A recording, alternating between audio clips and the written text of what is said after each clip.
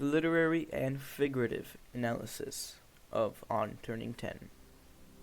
Life is something that will unfortunately end up pairing up with death, as it is something that we cannot control. And whilst aging may seem like something great to the younger minds, there will always be a certain age where most things, if not all, suddenly darken. In On Turning 10, this concept of reaching this certain age is highly expressed.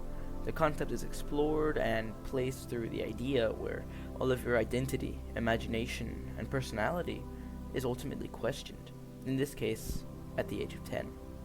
As metaphors and structures of the poem further solidify the feeling for the readers. The use of metaphors describing how the speaker felt when reaching 10 is able to assist the reader in being in that perspective and feeling the feelings that the speaker now feels. In the poem, something stated that the whole idea of it makes me feel like I'm coming down with something worse than any stomachache or the headaches that I get from reading in a bad light, a kind of measles of the spirit, a mumps of the psyche, a disfiguring chickenpox of the soul. Collins 1-7. The metaphors stated in the first stanza only go to state the feelings which the speaker feels, describing painful sensations to further show his emotions. However, metaphors like these describing the vast amount of disproportionality within the speaker's imagination, further making it easier for the readers to understand what the speaker is feeling and going through.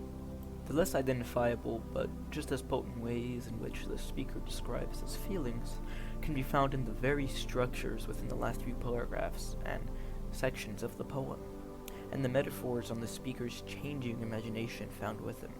In the poem, it says, "It seems only yesterday I used to believe there was nothing under my skin but light. If you cut me, I could shine. But now, when I fall upon the sidewalks of life, I skin my knees. I bleed." Collins 28-32. The speaker's use of the structure of having a long time followed by a short line, and the constant use of metaphors to describe the speaker's change of imagination adds a sense of worry for what is to come.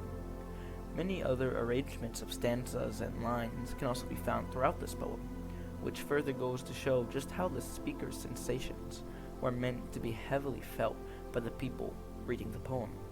As the speaker continues in the poem, we get to exactly feel the same way he feels about becoming 10.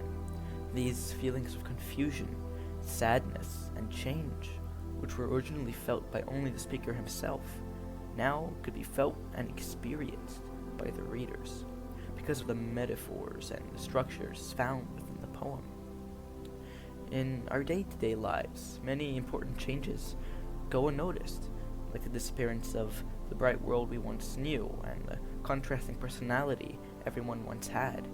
In this poem, we learn to keep ourselves open to new ideas, as they might as well prevent these unnoticeable yet powerful changes of thought.